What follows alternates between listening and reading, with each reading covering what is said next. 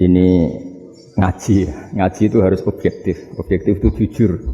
Jadi bisa saja korbannya ayah saya, bisa rektornya, bisa semuanya. Tapi korban dengan makna yang bagus. Karena di antara saran Al-Quran, Allah ngendikan kalau belajar atau mencari nasihat atau mencari kebaikan apa saja, itu diistilahkan walau ala anfusikum awil walidaini wal aqrabin, meskipun ketentuan itu merugikan kamu. Jadi ketentuan apapun yang merugikan kita, kita harus tetap kaji meskipun itu tidak menguntungkan kita.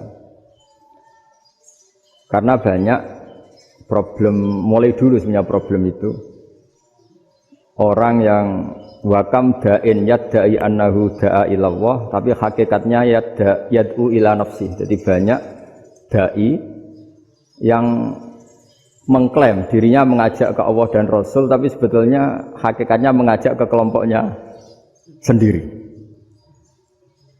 Saya ini termasuk kiai yang masih orisinil. Artinya orisinil gini, suatu saat atau kapan saja saya kok sudah tidak laku jadi kiai, asal Islam jalan tetap senang, karena nggak penting yang populer saya apa enggak itu tidak penting, yang penting agama ini tetap jalan. Sama, negara ini harus jalan siapapun presidennya. Ya, ini penting saya utarakan karena perbedaan antara nafsu dan komitmen beragama itu tipis sekali. Sehingga dulu pernah ada cerita, ini bukti keadilan Rasulullah SAW. Pernah suatu saat Nabi itu ngaji, yang ngaji seperti ini. Terus ada pemuda dengan cueknya ngelewati masjid yang sedang dipakai Nabi ngaji. Singkat cerita semuanya ngomel ya, bergumam. Celaka betul pemuda itu, ada Nabi ngaji kok tidak ikut ya. Tapi Nabi secara besar hati ngendikan, ini ada di beberapa kitab di Fadhailul Kasbi, keutamaan kerja. Kata Nabi, pemuda itu mau mencangkul di lahannya. Jika dia mencari nafkah untuk keluarganya, untuk kebaikannya, maka itu bagian dari ajaranku. Jadi Nabi berbesar hati bahwa kerja seperti itu bagian dari ajarannya. Jadi tidak harus datang ke majelis ngaji. Dan bisa saja yang sedang hadir itu ya orang yang hindari istrinya minta belanja dari ngaji terus benar dituntut belanja kan gitu. Mungkin anak-anak UMM yang kesini daripada tengok-tengok yang Malang bosan jalan-jalan ke Rembang gitu. Nah, jadi nggak mesti benar juga niatnya gitu. Jadi ya sama itu. Jadi kalau di dunia kiai yang masih orisinil itu nafsu itu benar-benar dilatih. Maka masyhur dalam cerita ada orang perang sama Ali radhiyallahu anhu.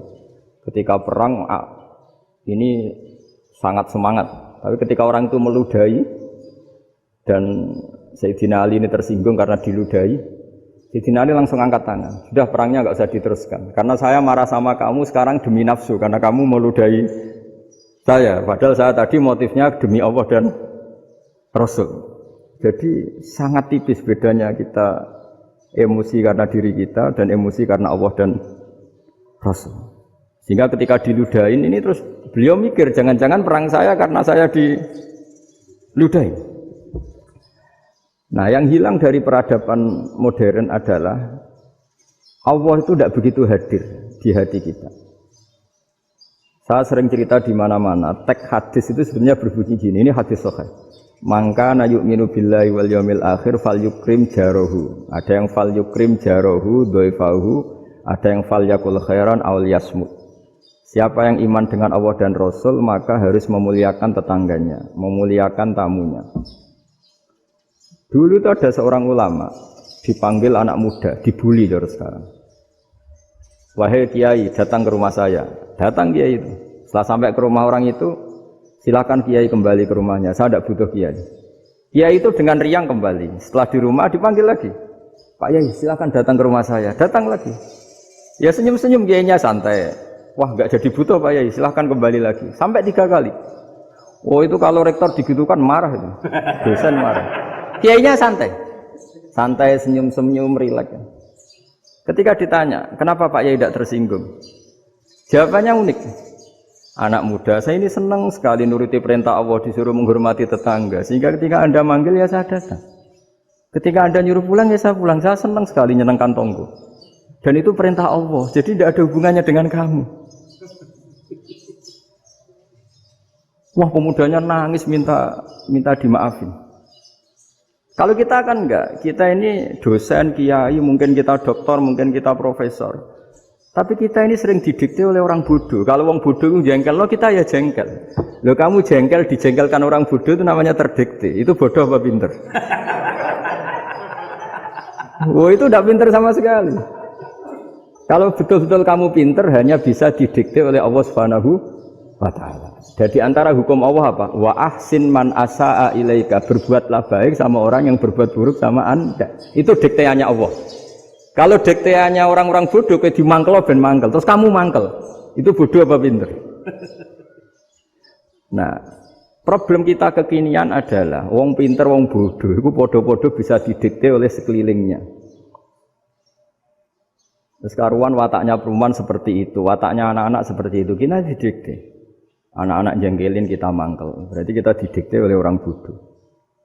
Makanya agama itu unik, kadang ngendikan wa ahsin man asa'a ilaika, kadang wasil man qata'aka, sambunglah orang yang memutus kamu. Karena dengan demikian kita hanya didikte oleh Allah Subhanahu wa ta'ala, bukan didikte oleh hukum sosial. Cara Jawane nak ngapiki tangga sing apik akeh tunggale. Berbuat baik sama yang berbuat baik pada kita itu mbok orang fasik ya seperti itu, maling ya seperti itu, sama. Tapi kalau berbuat baik sama orang yang berbuat jelek sama kamu itu baru luar biasa. Dan memang teksnya hadis wa ahsin man asa'a ilaika. Berbuat baiklah sama orang berbuat buruk sama kamu. Jadi enggak boleh orang didikte. Makanya ngaji di sini diantaranya saya akan cerita dalam sebuah hadis sahih, dalam hadis hasan yang diriwayatkan Imam Tirmidzi, ada kalimat dari Rasulullah sallallahu alaihi wasallam. Dawe Nabi, la takunu imma'atan taquluna in ahsanan nasu ahsanna wa in zalamu zalamna walakin watti'u anfusakum in ahsanan nasu an tuhsinu wa in asa'u alla tazlimu. Kamu jangan jadi orang yang mudah diombang-ambingkan oleh orang sekeliling kamu, yaitu kamu mengatakan jika orang baik ke saya akan baik, jika orang buruk ke saya juga akan membalas buruk. Itu namanya Anda didikte.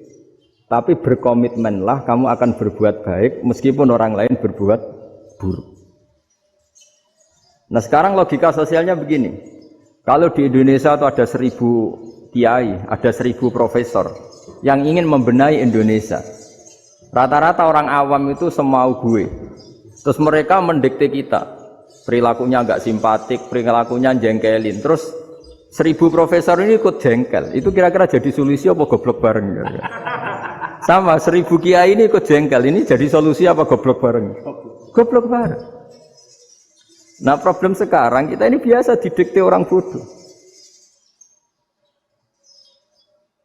Nah makanya ciri khas orang muslim itu kata Nabi, mangkana yu'minu billahi wal yaumil akhir. Jadi baik tetangga karena perintahnya Allah dan Rasul. Pentingnya apa? Bedanya karena berbuat baik ini perintahnya Allah, mbok tangga apik lah kita tetap apik karena perintahnya Allah dan Rasul. Begitu juga dengan hubungan dengan istri, dengan anak. Bojomu lagi cerewet lah ya tetap apik. Karena dengan cara itu kita hanya tunduk kepada Allah dan Rasul. Tapi kalau kamu, istri saya kalau baik ya saya baik, kalau enggak ya enggak. Berarti Anda didikte oleh perilakunya dia. Itu latihan, ya kalau dalam bahasa pondok, latihan jadi wali itu yang paling berat. Nabi itu kalau sama orang munafik itu sabarnya Masya Allah. Padahal Nabi berso kalau orang itu orang munafik. Karena dengan cara seperti itu, bahwa kebaikan Nabi pada seseorang itu atas perintahnya Allah dan Rasul, bukan atas nama servis. Kalau Nabi hanya baik kepada Abu Bakar, itu mungkin orang bilang, wis adune wong Abu Bakar baik sama Nabi. Tapi kalau Nabi baik sama orang munafik, Abdullah bin Ubay bin Salul, itu kalau enggak perintahnya Allah dan Rasul itu enggak bisa. Nah ini cobalah berlatih seperti itu sehingga kita tidak mudah didikte. Ya saya ulang lagi nggak mudah apa? Didikte.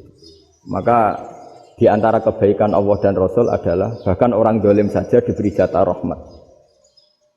Makanya tadi seperti mukadimah yang dibaca Pak Haris tadi, agama ini rahmatan lil alamin. Orang yang dolim saja dapat jatah apa? Rahmat, apalagi yang soleh. Nah kemudian yang perlu dicatat, kenapa kita menjadi enjoy dengan Islam? Islam itu adalah agama yang tidak didikte oleh materi. Jadi kalau Anda ingin makan enak, mungkin kalau pikiran kebanyakan orang, anak-anak muda yang milenial, yang gaul, ingin makan enak ya makan yang disukai. Misalnya sate atau bakso Malang atau apalah. Kalau orang-orang yang jadi wali gak gitu cara berpikir. Ini yang masih orisinil. Ditanya, ini dunia baru kesulitan makanan, baru resesi. Cara makan enak gimana? Jawabannya lucu. Ya gampang, idamuhu alju. Idam itu lauk. Kalau kamu ingin makan lauknya paling enak apa? Alju. Kamu harus lapar banget. Sampai kalau puasa itu melihat tempe itu wah luar biasa. Tapi kalau kamu nggak puasa, air putih itu nggak menantang. Tapi kalau puasa, tempe air putih itu menarik dan Anda tetap lahap. Apa? Karena lauk terbaik adalah alju, yaitu lapar.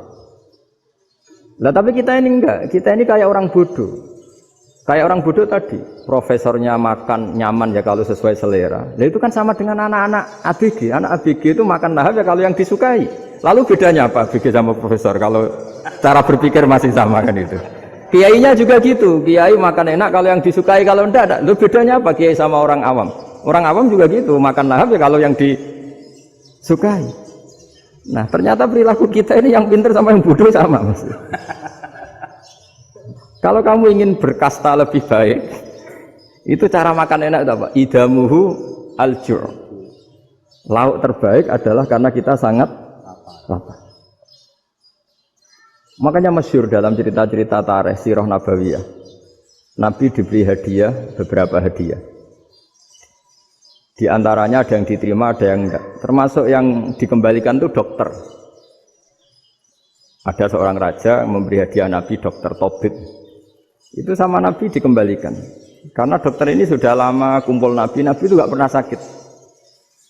Akhirnya dokter ini putus asa, ini gak perlu diobatin. Ketika ditanya, kenapa ya Rasulullah engkau gak pernah sakit? Karena kita ini kaum, kita ini komunitas masyarakat yang tidak akan makan kecuali lapar. Dan kalau sudah makan, berhenti sebelum kenyang. Jadi sederhana sekali pengobatan zaman Nabi. Sebagian besar penyakit itu pasti disebabkan kita ceroboh dalam hal makan. Sudah ngerti kalau durian masalah, kalau makan durian enggak kehitung gitu. Apalagi kalau gratisan itu tambah banyak gitu. Pola tidur juga gitu kata Nabi, dan kita tidak tidur kalau tidak sangat ngantuk. Nah, itu namanya orang-orang soleh yang sudah ada didikte materi. Kalau yang didikte materi kan bisa tidur nyenyak kalau kasurnya enak, AC gini-gini. Sebenarnya enggak, tidur enak itu ya kalau sangat ngantuk. Mbok di gudang, mbok di bis, kalau sangat ngantuk ya semuanya ya enak. Sama, mbok lapar, mbok hanya tempe, tapi kalau sangat lapar itu ya enak. Nah ini ilmu yang mulai hilang, ilmu-ilmu yang mulai hilang. Nah, cara ibadah juga gitu. Kita ini kan, saya ini punya bapak kiai, mbah kiai, punya guru yang sangat alim ya seorang kiai Memun. Itu dulu kita pengkaji ilmu itu tidak pernah tahu bedanya NU dan Muhammadiyah. Karena dulu Mbah Darwis itu, Kiai Dahlan itu dulu ngajinya bersama Mbah Hasyim ketika di Indonesia yang ngaji Mbah Soleh Darat. Mbah Soleh Darat itu dulu ngajinya sama buyut saya ke-6, namanya Mbah Soleh Asnawi di Kudus. Mbah Soleh Darat itu dulu alim-alimnya orang Jawa ya Mbah Soleh Darat, Soleh bin Umar. Tempatnya di Semarang, tapi beliau itu sebenarnya orang Jepara yang dekat Kudus. Setelah di Mekah, Mbah Hasyim ini mondoknya, mulazimnya ke Syekh Mahfud Termas. Tapi sesekali ke Syekh Khotib Minangkabau. Nah yang Mbah Ahmad Dahlan lebih sering ke Syekh Khotib Minangkabau, sesekali ke Mbah Mahfud. Singkat cerita, karena Syekh Khotib Minangkabau sudah modern, terlibat organisasi dunia. Pas itu beliau pengagum Muhammad Abduh, pengagum Rasid Ridho. Sehingga bawaannya Mbah Dahlan itu lebih pergerakan, karena beliau lebih mengidolakan Syekh Khotib. Nah Syekh Khotib sendiri sebenarnya orang Minangkabau. Jadi beliau namanya Muhammad saja sebenarnya. Jadi menantunya orang Arab. Oh itu dicibir mertuanya ini karena punya mantu orang Jawa, orang ndak Arab. Singkat cerita terus si mertuanya bilang gini, kamu jangan pernah bilang kalau orang Arab itu mansa kanal Arab, orang yang bertempat di Arab. Walakin man takallama bi arabiyyin fasihin, tapi orang bisa ngomong Arab secara fasih. Singkat cerita, kalau kamu tidak percaya, nanti suatu saat menantu saya kalau Jumatan, tidak usah kamu kasih tahu, langsung suruh jadi khotib. Tidak usah kamu kasih tahu, sarannya tidak usah kamu kasih tahu. Kalau sekarang kan enggak. Kalau dosen mau jadi khotib kan mengumpulkan materi dulu. Lucunya di antara materinya itu dari TV, makanya jadi ribet kan khutbah sekarang.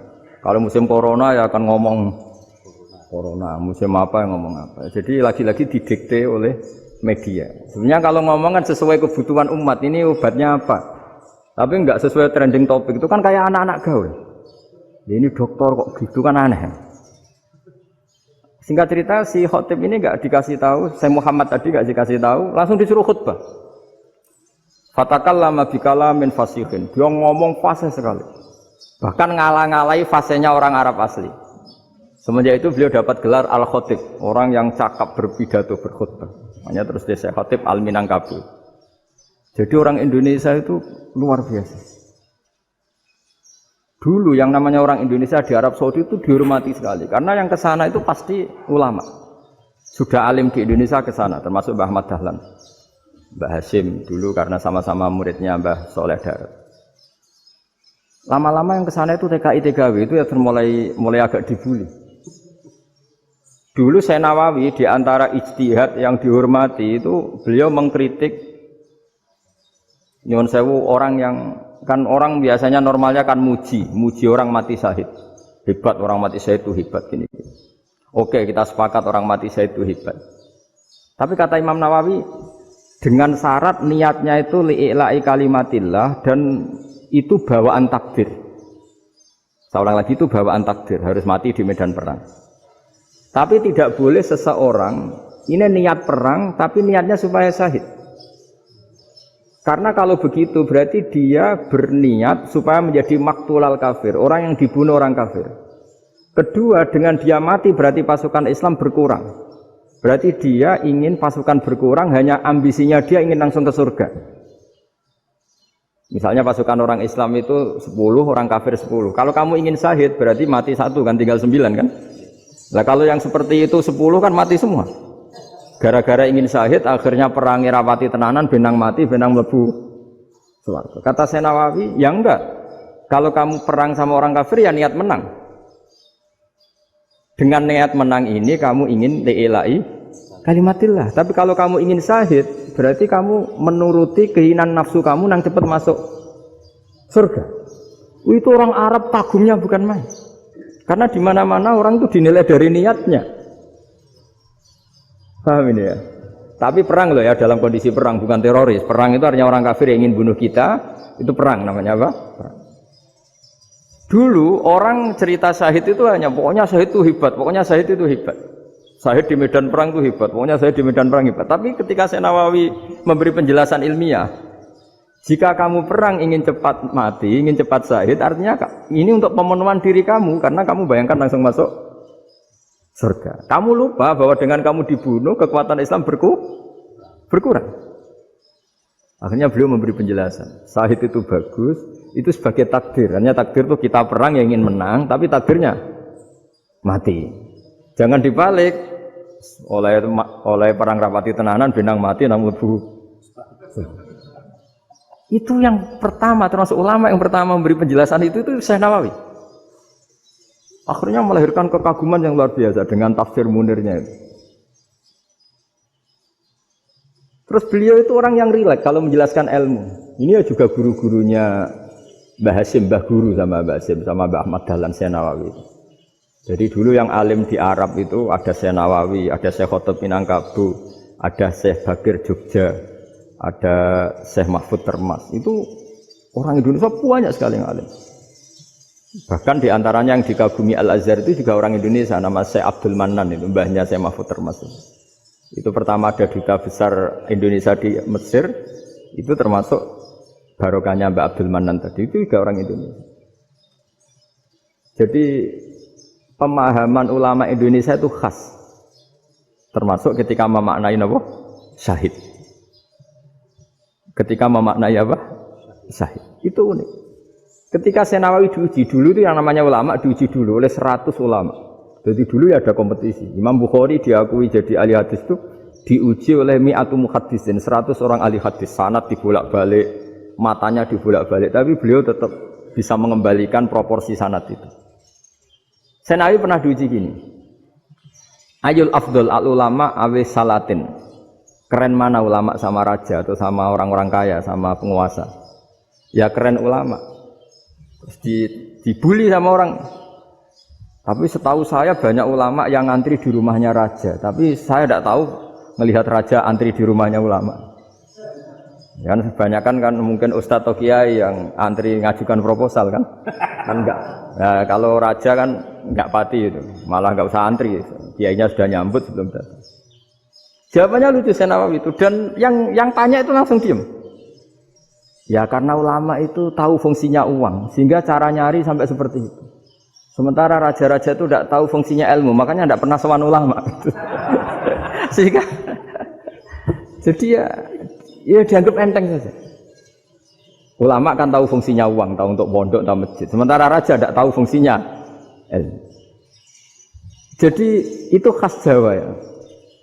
Khas Jawa, khas Indonesia. Apa-apa yang menurut orang banyak dengan tanda kutip itu buruk atau baik, itu orang Jawa menafsirkan itu gampang saja. Sehingga semenjak itu Jawa itu dipandang betul. Saya punya kitab namanya Qadayal Haji wal Umrah. Itu terbitan Hayatul Ulya Arab Saudi, milik Wahabi.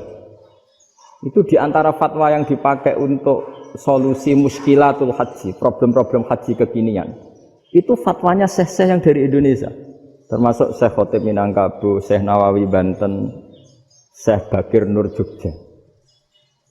Misalnya begini, dalam fatwa-fatwa yang menyulitkan kita ya, sampai sekarang jadi perdebatan. Ketika Sofa dan Marwah itu dengan batas tertentu, saya ulang lagi dengan batas tertentu, mau tidak mau atas nama kebutuhan, itu kan butuh perluasan. Karena kalau naik turun itu mudah disepakati ulama. Jadi misalnya gini ya, saya punya tanah seluas ini. Pasti orang akan mengatakan sampai bawah ya tanah saya, sampai atas tanah saya. Itu mujma' alaih, itu disepakati. Jika Nabi ngendikan al-Ka'bah min tuhumil ardi ilas sama Ka'batun. Ka'bah sampai ujung bumi, sampai ke aras semuanya Ka'bah. Sehingga tidak ada perdebatan ulama ketika Masjid Haram ditingkat, kemudian yang di atas sholat. Tetap dia menghadap Ka'bah. Tidak harus diluk melihat di bawah, enggak. Karena Ka'bah sampai langit. Sama, tanah Anda kamu tingkat sampai 10, enggak ada tetangga protes. Karena bawah sampai atas tanah Anda. Tapi kalau diperluas, tanah Anda kamu luaskan setengah meter saja atau 3 cm saja, iso geger mek tonggo. Karena di mana-mana batas itu ya tadi, kalau atas bawah miliknya, kalau samping enggak. Pertanyaannya, perluasan Mina itu ke samping. Perluasannya Matof yang Mas'a itu juga ke samping. Geger kan ulama dunia. Bagaimana hukumnya Mina Jadid? Mina yang diperbarui atau Mina yang diperluas. Itu diantara rujukan baik yang membolehkan maupun yang menentang. Itu ya syekh-syekh Indonesia. Itu orisinal tuh. Saya punya kitab orisinal terbitan Hayatul Ulya, kira-kira ya kemenaknya Arab Saudi kalau di Indonesia itu. Itu yang dirujuk dawuh Syekh Nawawi, dawuh Syekh Khotib Minangkabau. Karena apa? Ada logika khas Jawa. Misalnya begini. Meskipun saya tidak perlu fatwa Mina Jadid sah apa enggak, memang jadi perkhilafan ulama. Misalnya kampung ini dinamai Mina. Pertanyaannya gini, tanah yang di samping ini bisa milik Anda apa enggak? Ya bisa Gus kalau dibeli atau dihibahkan. Berarti tanah di samping Anda menjadi milik Anda karena ada proses pengambil alian lewat beli maupun hibah. Nah masalahnya ini negara itu berhak menganeksasi atau memasukkan ini sebagai Mina. Itu ulama Jawa kalau ditanya, alasannya apa? Fa innal muttasila bis-syai' hukmu dzalika syai'. Karena yang gantet, yang mutasil itu bisa dihukumi seperti sesuatu itu. Jadi kalau ini Mina, ya yang gantet Mina ini ya bisa dikatakan Mina. Beda dengan membuat Mina Malang Mina, wah itu tidak bisa, tidak mutasil kan? Itu enteng sekali ulama Jawa. Satu ya tentu karena kebutuhan, tapi asal masih al-muttasilu bihi, yang masih tanah yang masih mutasil. Nah, ketika perluasan mas'ah antara sofa dan marwah kan misalnya ini batas luasnya sofa, ini batas luasnya marwah. Lalu atas nama kebutuhan, sofa marwah itu sampai sini. Sampai agak meluas ke sini. Itu geger Arab Saudi. Wah, ini gimana? Padahal tawaf itu harus antara gunung Sofa dan gunung Marwah. Sa'i itu ya. Tapi kalau istilah Quran memang tawaf sama-sama. Makanya apa? Inna Sofa al-Marwata min sya'airillah faman hajjal baita wa i'tamara fala junaha alaihi ayyat tawafati. Nah, jadi kalau istilah sa'i di Quran itu masih tawaf. Karena harus ada, kalau bisa lah, bukan harus. Kalau bisa memang harus ada unsur muternya. Kita kalau sa'i kan dari sini Sofa sampai sini Marwah. Terus kan agak muter ke sini. Nah, kan agak membentuk lingkar, makanya Quran tetap mengistilahkan apa? Tawaf. Jadi bukan sini ke sini terus sini ke sini kan enggak, tapi sini sampai sini terus muter kan, terus sini. Jadi antara setar dan selama ini prakteknya kan gitu ya. Sofa ngambil sini, terus ke sini, terus agak muter. Nah, karena ada unsur agak muter ini terus orang menyebut apa? Tawaf. Tapi itu bukan syarat sah, ini cerita ideal. Saya ulang lagi ya. Gunung Sofa itu puncaknya atau pucuknya kalau dalam bahasa Jawa itu ya hanya segini, ini sampai sini. Nah, kelompok Islam yang fikih keras nggak boleh diperluas karena Allah memilih tempat ini itu spesial, jadi nggak boleh ke yang lain. Tapi ketika kebutuhan mendesak, mau tidak mau harus diperluas. Itu jawabnya Kiai Jawa lucu. Gunung sing ketok iku sing dhuwure tok. Sikilane luwih hombo. Jadi karena kita kan gunung kan bentuknya gini. Nah, sofa yang kecil itu yang atasnya, tapi sikilannya sini kakinya lebih luas. Jadi boleh perluasan asal tidak melebihi kakinya. Nah, dihitung ya lebih luas. Jadi Kiai Jawa itu kayak wong delok gunung Penanggungan, kayak gunung Arjuna. Di mana-mana puncak gunung itu lebih kecil timbang kakinya. Artinya diperluas ini bukan berarti tidak di sofa dan tidak di, itu khas Kiai Jawa. Jadi jangan kira orang Jawa itu tidak hebat sekali. Termasuk perkembangan hotel di Arab Saudi. Itu dulu sebelum ada hotel. Buyut saya kelima atau keenam dulu haji, namanya Badur Rahman. Itu kalau mau ingin apa ya, menghindari terik matahari itu masuk gua. Itu masuk gua itu hanya separuh badan, kakinya di luar. Jadi jangan bayangkan kalau gua di Indonesia kayak gua Akbar di Tuban orang bisa masuk jalan-jalan, enggak. Gua di Arab itu kayak cepitan batu, tidak sampai masuk. Sehingga kepalanya dimasukkan, kakinya masih kena matahari, saking panasnya Arab Saudi. Sehingga dalam bayangan hijrah ketika Nabi bersembunyi di gua Sur, itu kata Abu Bakar, kalau orang kafir melihat kakinya, pasti melihat kita, karena nggak bisa masuk penuh. Jadi orang itu mau dempes tok. Sehingga ya kira-kira luasnya gua paling segini. Makanya guyonannya kiai-kiai itu, untung nggak kayak gua Indonesia. Kalau kayak gua Indonesia, laba-labanya capek, karena luas sekali. Jadi jangan bayangkan gua Arab tuh kayak gua Indonesia. Makanya bayangannya, andai kan orang itu melihat ke bawah, pasti melihat kita, karena orangnya nggak bisa masuk penuh. Nggak bisa masuk 100%. Ya kayak cepitan batu lah mirip. Itu kan mirip Gunung Uhud. Gunung Uhud kata Rasulullah, nanti kalau kamu perang itu di atas, menang atau kalah di atas. Musuh biar di bawah. Dengan di atas kamu bisa manah. Jangan bayangkan kayak Gunung Merapi, kayak Gunung Penanggungan. Lah kalau Gunung Penanggungan manah ke bawah yang leyang kan? Jadi gunung di Arab itu kayak bukit. Ya sampean pernah kan ke Uhud itu ya sama ini aja tinggi ini kan. Nah ini yang mulai ada mis. Makanya nerjemah itu susah di Indonesia. Karena jabal itu tidak harus tinggi. Kalau tinggi nggak bisa manah dari atas ke bawah kan tidak ngefek kan. Sampean kalau ke Uhud gunungnya kan pendek sekali sehingga yang manah dari atas ke bawah ya kalau kena musuh ya celaka karena memang dekat.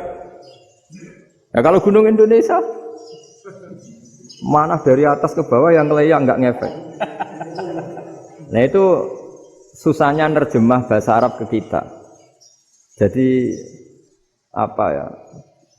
Transkrip itu nggak gampang karena ada pengertian yang beda. Kita kalau bilang gunung itu tinggi sekali.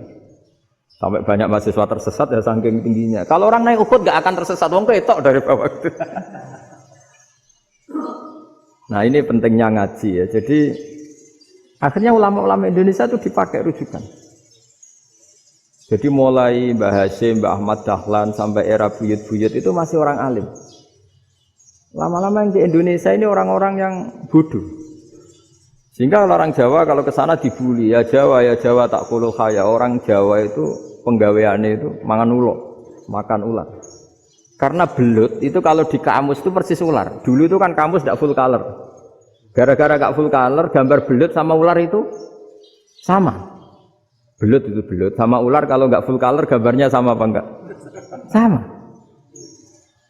Terus orang Jawa itu kan masih banyak yang makan bajing itu apa? Ketupai.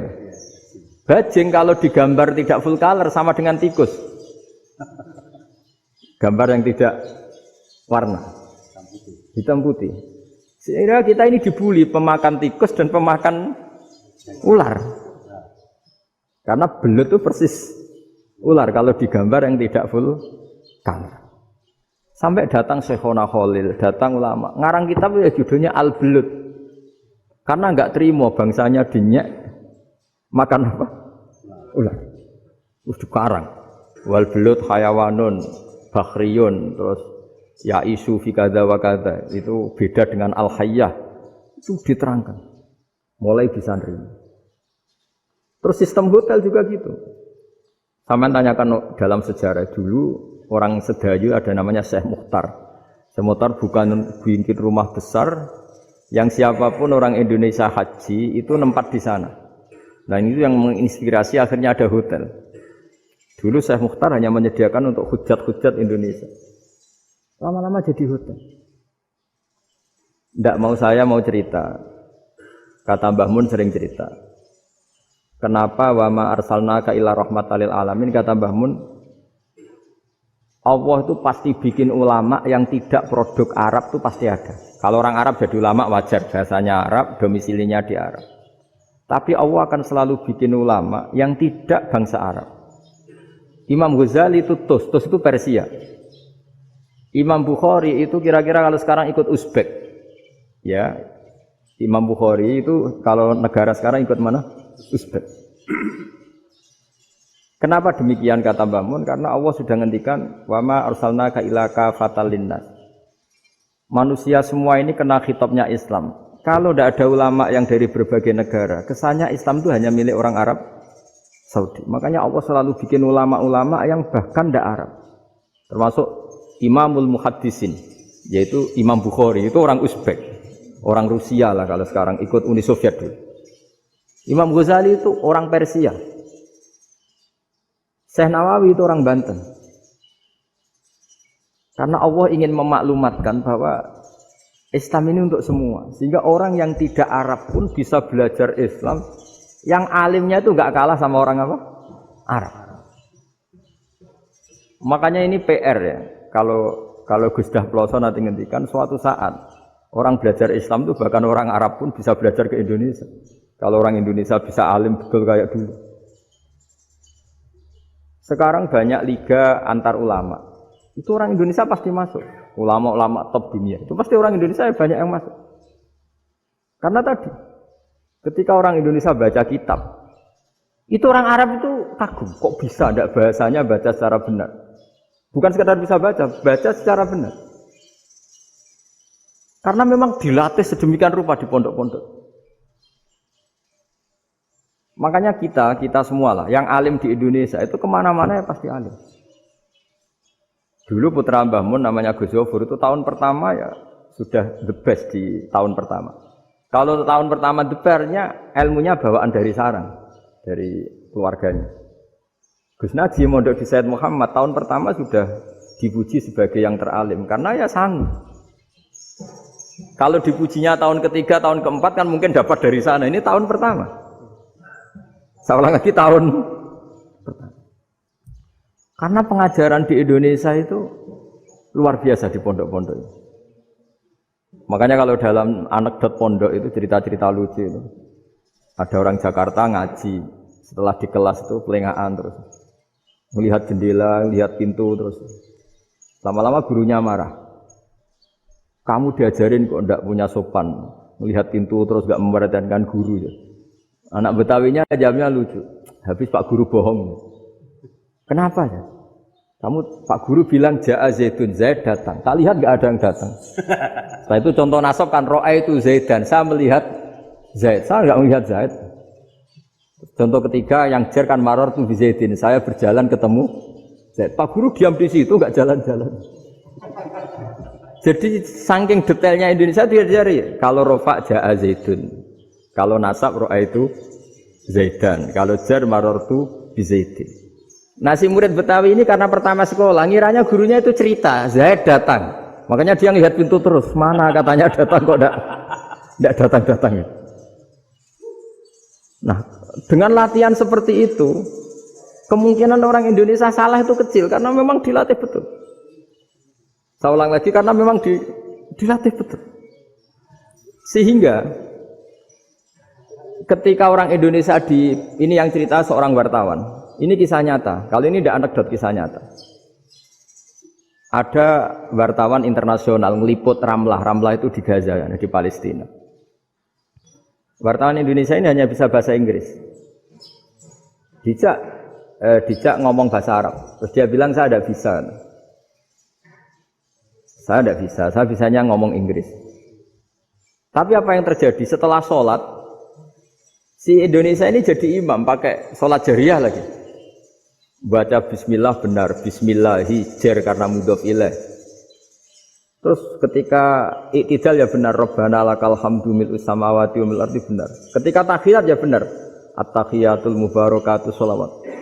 Sama orang Arab ini diambungi. Orang Arab kalau senang orang itu dicium. Kamu tawaduk, sebenarnya kamu itu ahli bahasa Arab. Karena orang Indonesia sekali sholat itu nggak ada yang salah. Meskipun benarnya karena hafalan, tapi bagi yang ahli nahwu itu hebat. Misalnya kita kalau ngapalkan kan bismillahi, bismi jar karena ba, Allahi jar karena mudhof ilaih, ar-rahmani jar karena sifat, ar-rahimi karena sifat. Alhamdu rofa karena mubtada, lillahi jar karena ada huruf jar li, rabbi jar karena sifat. Sebetulnya tidak karena pinter, tapi karena hafalan. Tapi orang Indonesia hebatnya itu benar terus. Rabbana lakal hamdu. Ya kan, alhamdu rofa, terus mil'us samawati ya rofa karena sifat. Sehingga terus orang Indonesia kalau sholat di Timur Tengah itu dipuji. Karena makhrajnya ya benar, rofa nasabnya juga benar. Nah itu di negara lain tidak ada enggak Indonesia. Orang Cina itu sering bikin marah orang-orang Arab. Karena kalau dongo itu enggak fasih kayak orang Indonesia. Orang Indonesia kalau dongo ya Allahumma tohir qalbi. Orang Cina ini yang jadi guyon di Arab. Allahumma tahir kalbi gitu. Itu kan bedanya jauh. Itu orang Arab pertama membiarin. Lama-lama kalbun entak gitu. Maksudnya asu-asumu gitu. Karena dia bilangnya qaf itu kaf. Jadi kalau Allahumma do Allah tohir, kalau aturi nyucekno panjenengan kalbi ing asu ingsun kan. Tapi kalau qalbi itu ati ingsun, tapi kalau kalbi anjing ingsun. Bedanya qaf sama kaf. Ada orang Arab kalbun entak, asu-asumu, maksudnya kan. Tapi padahal orang Cina itu bareng dilihat teksnya ya pakai qaf. Orang Indonesia enggak, mulai kecil dilatih, sak fase-fase. Sampai ya sulit betul latihan Fatihah itu. Kalau di Kudus malah sampai 3 bulan Fatihah. Sampai at-tahiyyatu, kurang bersih. At-tahiyyat sampai gitu. Sampai ada cerita itu orang dipanggil maftuhin itu enggak melengak, harus maftuhin. Baru melengak. Tapi barokahnya itu orang Indonesia kalau dongo memang benar-benar Allahumma tohir qalbi. Ya Allah sucikan hati kami, bukan tahir kalbi. Karena sekali jadi kaf itu maknanya anjing saya, ya Allah sucikan anjing. Jadi ini orang Indonesia. Jadi kata Mbah Mun, dawuh Mbah Mun, illaka fatal linnas, bahwa agama ini milik semuanya. Itu diantara bukti Allah menghendaki atau mendesain Islam seperti ini, orang yang belajar di Indonesia. Itu pengetahuannya Islam, pengetahuannya tentang Islam itu tidak kalah sama yang belajar di Al-Azhar, sama yang belajar di Arab Saudi. Makanya ini PR-nya UMM, PR-nya IAIN, PR-nya UIN. Bisa enggak sealim mereka dalam bahasa Arab? Nah, bahasa Arabnya mau man anta, ana zaidun. Jangan sampai, karena kita di sana ini kadung dibully. Orang Arab tuh kalau bully kita, sampai tak kasih cerita. Itu ngawurnya Masya Allah. Kata dia, ada anak orang Indonesia haji. Si anaknya orang Indonesia yang dijotos sama anaknya orang Arab. Dijotos, dipukul. Sehingga cerita terus si orang Indonesia enggak terima, anaknya yang orang Arab dipukul. Yang balas bapaknya. Orang Arab tanya, lima ada dorobta ibni, kenapa kamu mukul anak saya? Itu orang Indonesia bahasa, wah aku biasa. Jadi hanya bilang gitu. Artinya anak saya dihada ya maka tak ada. Bahasa Arabnya gitu. Anak saya dipukul maka saya balas mukul. Itu orang Arab mantuk-mantuk oh gitu. Paham? Suatu saat ada orang Indonesia itu sama orang Arab itu dilus-lus. Dilus-lus itu ya digini-giniin. Karena dia latihan bahasa Indonesia, latihan bahasa Arabnya itu masih mufrodat. Jadi kalau mengartikan yadun itu tangan, saro itu jalan. Jadi kalau jalan ya saro-saro. Roksun itu kepala. Ana itu ingsun. Jadi karena dia nggak ngerti penggunaannya. Itu bahasa Arabnya itu yadun anta. Jadi bukan yaduka tapi yadun anta. Berarti tangan kamu. Saro-saro itu jalan-jalan. Ala roksi anak yang atasnya sirah ingsun. Jadi mestinya yang benar kan yaduka saro ala roksi atau gitu. Tapi enggak dipotong-potong. Yadun tangan kan, anta kamu. Berarti tangan kamu. Saro-saro jalan-jalan. Roksun itu sirah anak ingsun. Berarti di atas kepala saya. Orang Arab tertawa-tawa. Tapi paham. Maksudnya seperti itu. Jadi kita ini dibully di Arab itu Masya Allah. Jadi akhirnya lahirlah ulama-ulama tadi yang saya sebut tadi. Bahkan pernah lama sekali ulama Indonesia itu jadi master di Arab Saudi. Yaitu Senawi Banten. Itu kalau orang sana bilang itu Sayyidu Ulama Il-Hijaz. Top-topnya ulama Mekah Madinah. Padahal beliau orang Indonesia. Dan dimakamkan di Ma'la itu dekat makamnya Sayyidah Khadijah. Karena sangat dihormati. Nah, di antara sebab dihormati adalah ketika orang memahami syahid, maknanya pokoknya maktulal kafir. Syahid itu adalah orang yang kalau perang itu mati di medan perang. Itu Imam Nawawi merinci secara detail. Kalau dia perang supaya tujuannya mati syahid cepat ke surga, berarti dia nuruti hadzun nafsi. Ingin cepat ke surga. Tapi dia lupa bahwa dia dengan terbunuh, pasukan Islam berkurang kekuatan. Maka syarat perang yang benar adalah ya ingin menang. Di mana-mana perang ya li'ilai kalimatillah supaya kalimat Allah itu menang. Jangan ingin kalah. Soal dia mati takdir, tapi jangan ingin mati. Wah itu terus dikagumi. Ternyata memang, oh iya ya kalau pasukan Islam 10, kafir 10, kita ingin syahid, berarti ya kalau orang ingin syahid kan terus mungkin perangnya ada hati-hati, main ngawur saja terus kalah mati. Ya. Kalong satu kan, terkurangi satu kan. Nah kalau semuanya 10 punya niat gitu, nah itu Senawawi. Senawawi itu orang yang begitu gampang nerangkan Quran. Bahkan ketika orang Arab kesulitan ngartikan famathaluhu kamathalil kalbi intahmil alaihi yalhas atau tatrubuna yalhas. Orang tomak itu ibarat kayak anjing. Anjing itu kamu kasih makan ya tetap melet, menjulur-julurkan lidahnya, kamu ndak ya ndak. Imam Nawawi ditanya, ma wajhu sibbi, lalu wajah tasbihnya di mana? Beliau menjawab fitoma. Jadi anjing punya dua sifat yang berlawanan. Di bab ilmu dipuji. Enggak ada hewan yang mudah menerima ilmu kayak apa? Anjing. Sehingga Quran mengistilahkan wa ma 'allamtum minal jawarihi mukallibin. Hewan yang mudah diajari itu oleh Quran dibahasakan sudah menganjing. Karena anjing adalah hewan yang paling mudah apa? Diajarin. Itu diakui oleh Quran. Wa ma 'allamtum minal jawarihi mukallibin. Tapi dia punya sifat yang sangat buruk sekali, yaitu enggak pernah puas.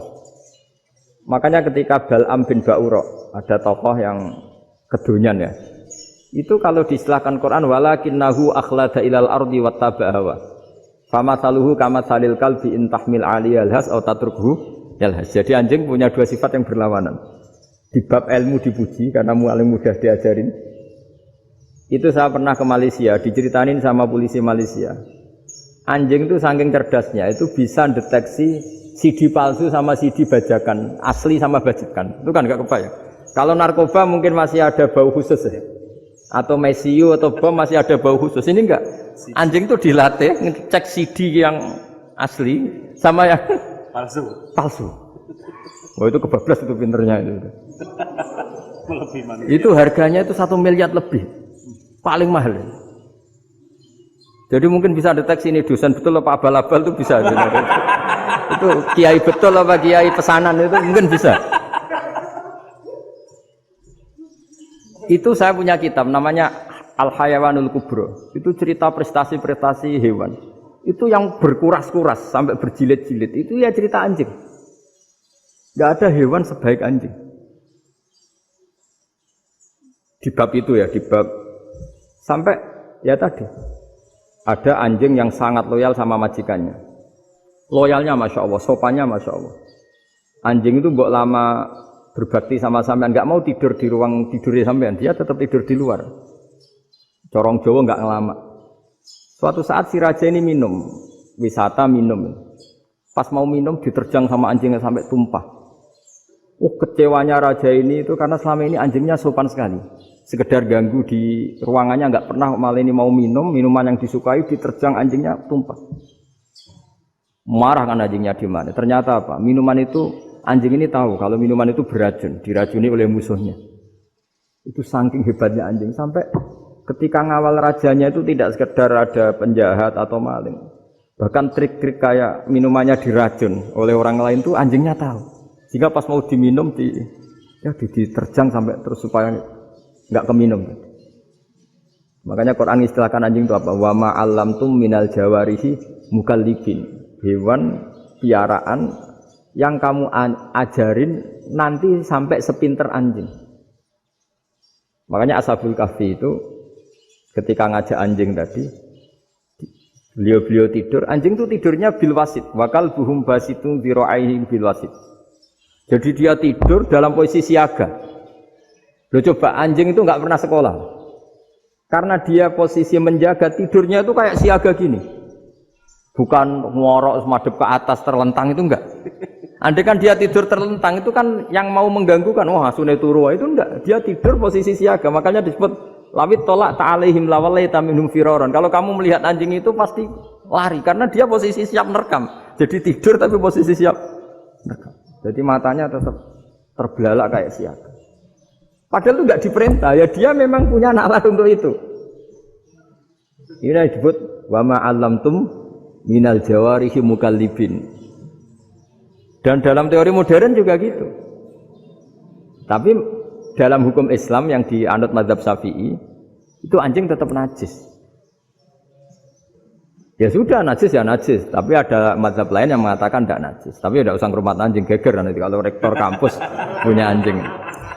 Tapi ilmu itu bagus untuk kelangenan kadang. Andai kan tidak ada mazhab Malik, maka kita kesulitan menceritakan Ashabul Kahfi yang hewan piaraannya itu anjing.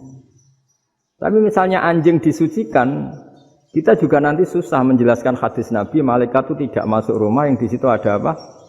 Anjing. Maka ilmu itu, makanya kata Imam Sa'roni, sebagian ilmu itu memang kelangenan, tapi nggak boleh jadi praktek. Tapi harus ada. Misalnya begini, contoh paling gampang. Api dalam mazhab Syafi'i kan alat pensuci hanya dua, air dan tanah. Ya saya ulang lagi, air dan tanah, yaitu tanah untuk mensucikan najis anjing. Imam Abu Hanifah menambahkan api. Mazhab Syafi'i itu agak kesulitan ketika ada batu bata dibikin dari tanah-tanah yang bercampur kotoran. Mazhab Syafi'i akan kesulitan karena di situ ada najis yang jadi materinya bata. Hukumnya gimana kalau nanti dipakai masjid? Tapi barokahnya ada beberapa mazhab. Abu Hanifah mengatakan dan api. Jadi apa tadi air, tanah, api. Alasannya masuk akal. Ketika usatul mukminin, orang-orang mukmin yang ahli maksiat itu sebelum masuk surga, kalau dia dosanya banyak itu dibakar dulu supaya suci. Emas itu untuk memisahkan dengan materi lain juga harus dibakar. Berarti api termasuk alat. Artinya gini, batu bata yang materinya dari tadi najis sekalipun, ini menjadi suci karena mengalami pembakaran. Tapi kata Imam Sa'roni, ilmu ini hanya sebagai ilmu. Jangan sampai kalau kamu mau wudu gak ada air terus membakar diri. Lah ini ribet kan. Jadi ilmu itu sebagian memang untuk kelangenan. Karena kita butuh. Andai kan tidak ada mazhab Abu Hanifah, maka kita akan kesulitan pakai bata. Kita tahu cara bikinnya kadang di tempat yang kotor, di tempat yang najis. Tapi karena ini ngalami dibakar, maka hukumnya suci menurut mazhab Abu Hanifah. Dan itu sering. Ulama itu sampai apa? Saya punya kitab fikih namanya Fardul Masail. Pengandaian ada masalah. Jadi masalah itu belum terjadi tapi diandaikan. Misalnya kayak di Texas. Bumi itu bulat-bulat. Texas itu kalau dibor itu pas Ka'bah. Lalu kiblatnya di mana? Bumi ini kan hanya rubuk-rubuk seperempat. Yang ada arah itu seperempat. Tapi kalau Ka'bah itu sama Texas atau Texas dengan Ka'bah itu lalu kiblatnya mana? Mau sudah bebas arah. Maka ilmu mengatakan mara'ahu muslimuna hasanan fawa indahu hasanun. Kamu jangan nuruti ilmu hakikat tapi nuruti mindset. Kalau mainstreamnya orang banyak seperti itu, mindsetnya orang sana misalnya Ka'bah sana ya ikut sana. Tapi ini tidak mewakili hakikat karena kalau yang 380 derajat itu kan terus ribet. Makanya ini kesulitan di bab-bab fikih. Ya saya ulang lagi, kesulitan di bab-bab fikih. Makanya fikih itu selalu bicara, misalnya gini, ada orang sholat. Saya ulang lagi. Setelah salam pertama dia kentut, itu sholatnya batal apa enggak? Itu lama berdebat. Yang dikatakan rukun sholat itu salam pertama. Sehingga orang kalau sudah salam pertama, maka sudah keluar dari sholat. Maka kalau kentut enggak apa-apa, wong yang keluar dari sholat itu salam pertama. Tapi lalu pertanyaannya, kenapa Nabi salam 2 kali? Lalu yang kedua gunanya apa? Ribet kan, partai ini kalah pasti kalau ditanya gitu. Tapi kalau ditanya dibalik, sholat itu satu ibadah yang dimulai dengan takbir, yang diakhiri dengan salam. Berarti salam pertama itu pengakhir apa nunggu salam kedua? Pertama, di semua ulama bilang salam pertama. Kalau salam pertama sudah pengakhir, berarti pembatalan setelah itu nggak punya efek, nggak punya akibat. Itu kan ribet. Debat fikih itu memang ribet. Fikih itu memang senam otak karena pertanyaannya mirip-mirip seperti itu. Nah, sampean milih mana? Milih salam pertama apa salam kedua? Pasti ulama milih salam pertama. Jadi anehnya fikih itu di situ. Misalnya orang mati. Takbir itu berapa kali? 4 kali. Andai kan takbir 5 kali itu batal apa enggak? Satu ulama mengatakan 5 kali itu batal. Karena rukunnya sholat jenazah itu takbir 4 kali. Berhubung ini rukun, kalau nambahi ke 5, berarti menambahkan rukun. Kayak kamu sholat, rukuk 2 kali kan batal. Sujud 3 kali, batal. Karena menambahkan apa? Rukun. Berarti kalau takbir 5 kali, batal. Tapi pertanyaannya, takbir itu adalah wiridan biasa, sehingga kalau ditambahkan nggak punya akibat batal. Jadi perdebatan ulama itu kadang ya lucu. Kayak kemarin Pak Haris pas pertama bertamu ke sini mau ngundang saya, tak ceritain. Dulu sholat jenazah itu pasti mayit di depan. Karena lazimnya sholat jenazah itu mayit di depan. Tapi mulai dulu ulama sudah berpendapat, andai kan jenazahnya di belakang pun tetap sah. Fa innal janazah laisat bi imamin, karena jenazah itu tidak imam. Kenapa harus di depan? Oh, tidak imam kok harus di depan. Itu mulai dulu. Sehingga ketika Arab Saudi pernah mengalami tragedi, ada orang yang dibungkus kayak mayit, ternyata senjata. Setelah di dekat Ka'bah dipakai dulu tragedi tahun berapa itu. Pokoknya pernah ada tragedi itu. Semenjak itu Arab Saudi kalau ada orang mati tetap di kamar mayit terus ada sholat jenazah. Padahal mayitnya di belakang yang jamaah. Jadi meskipun kita tidak akan bikin ajaran baru jenazah di belakang ya tidak keren kasihan kan. Tetap biasanya di depan ya di depan. Tapi meskipun jenazah ini di depan, kita tetap berpendapat, andai kan di belakang tetap sah, tapi nggak usah dipraktekkan.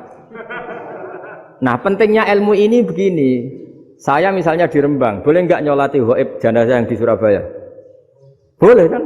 Padahal yang kita solati di belakang. Jadi ilmu itu penting. Cocok nggak cocok, nama ilmu itu penting. Terus ada gini lagi pertanyaan di fikih. Memang saya sengaja akan ngaji fikih. Kalau ngaji intelektualitas orang Muhammadiyah juara lah. Ini ngaji fikih. Ada orang sarongnya itu pas sampai lutut. Kalau berdiri lututnya tertutup. Tapi nanti kalau ruko agak jengking lututnya terbuka. Itu batalnya nunggu ruko apa mulai takbir sudah batal? Padahal pasti nanti batal kalau ruko ini. Itu ada ulama yang mengatakan ya batalnya nunggu ruko. Bagaimanapun terjadinya pembatalan waktu ruko. Ada ulama mengatakan yang enggak mulai awal sudah tidak sah itu karena pasti ngalami. Nah, pertanyaan-pertanyaan seperti itu penting karena lalu Allah menilai apa? Ya nilai niatnya. Misalnya gini, kalau contoh itu mungkin Anda tidak tertarik, tapi contoh begini. Kita mau operasi jam 10 siang. Kita tahu kalau nanti 10 siang akan divonis medis harus makan karena mau berobat.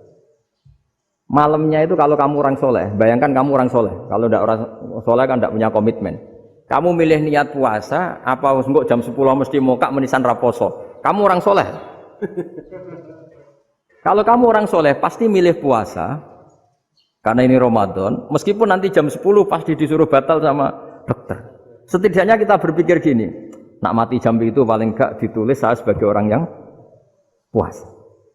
Jadi perasaannya orang soleh itu beda. Kalau orang kok sampean barang menisan raposo kok ya mesti.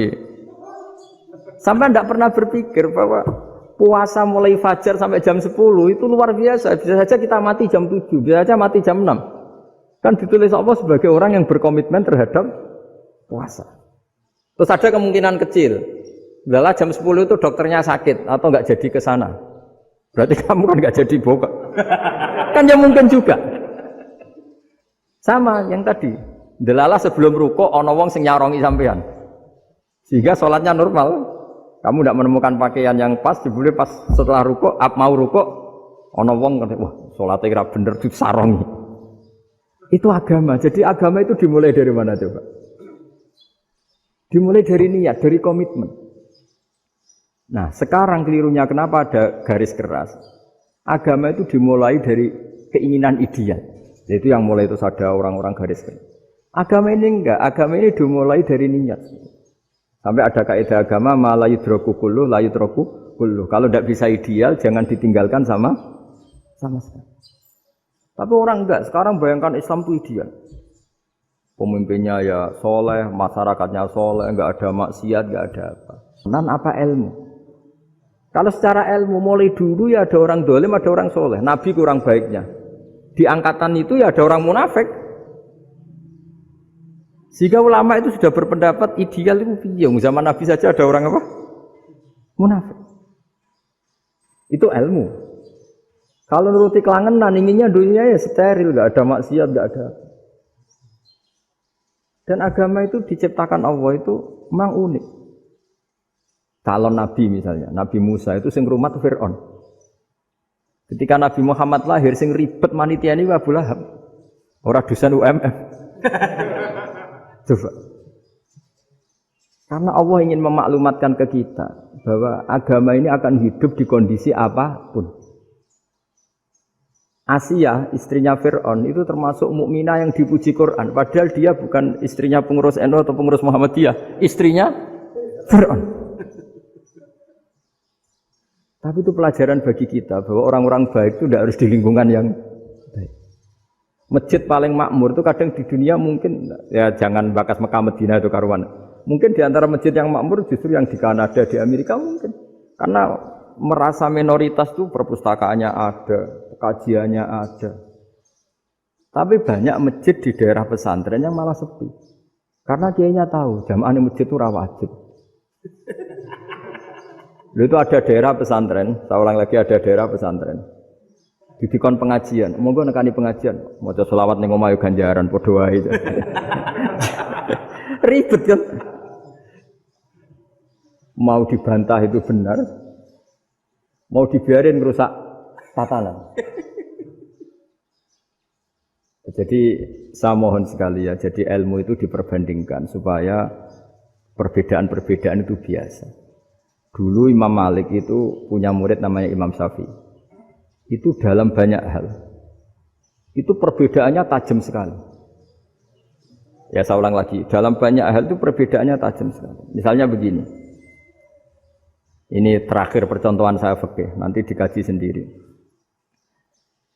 Ada seorang A'rabi, Ja'a A'rabiyun. Ini di hadis sahih diulang-ulang di semua Al-Kutubus Sittah ada peristiwa ini. Ja'a A'rabiyun ila Rasulillah sallallahu alaihi wasallam faqala ya Rasulullah ahlaktu.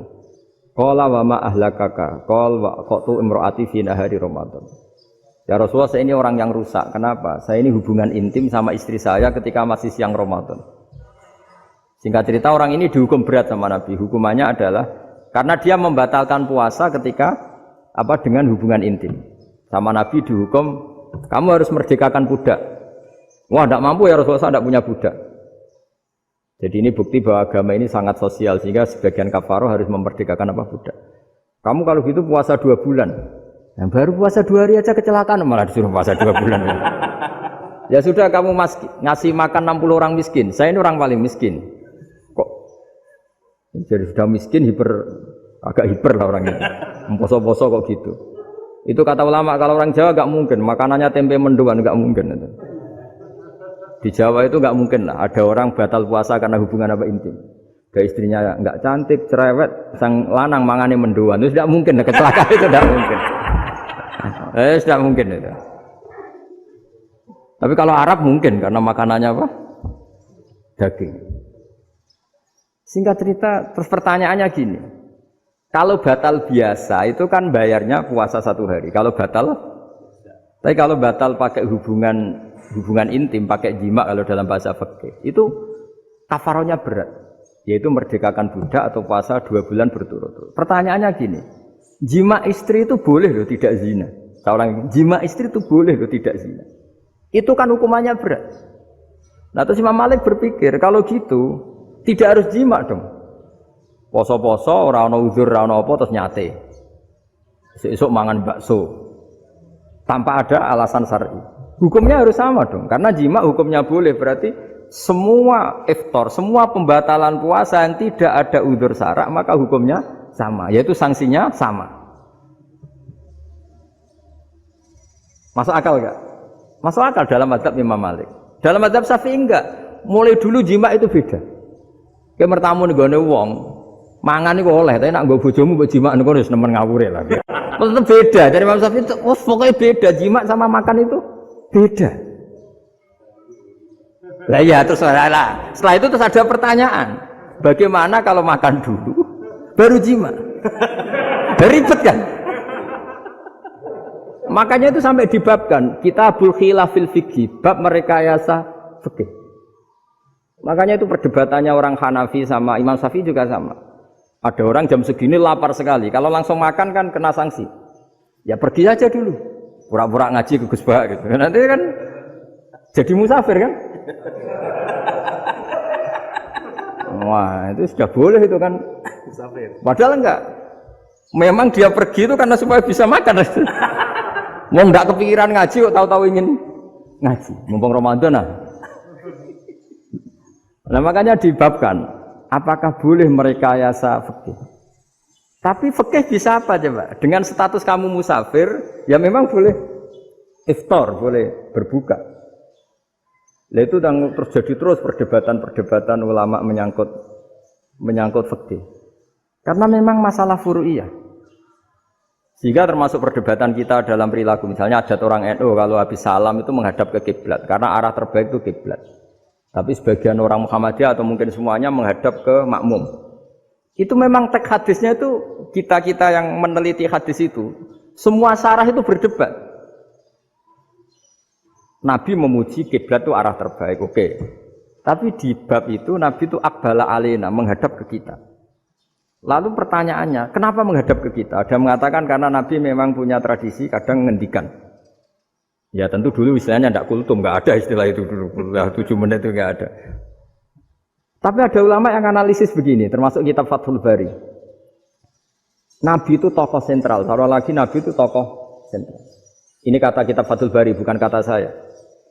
Nah, orang-orang yang imamu qaumi, orang-orang yang jadi imam di daerah masing-masing, tetap kalau sholat itu ikut Nabi. Ikut Nabi setelah salam langsung pulang. Jadi sebetulnya salam langsung pulang itu ada sejarahnya karena dia mau jadi imam di daerahnya. Nah, tidak kebayang kalau Nabi itu madhep kiblat.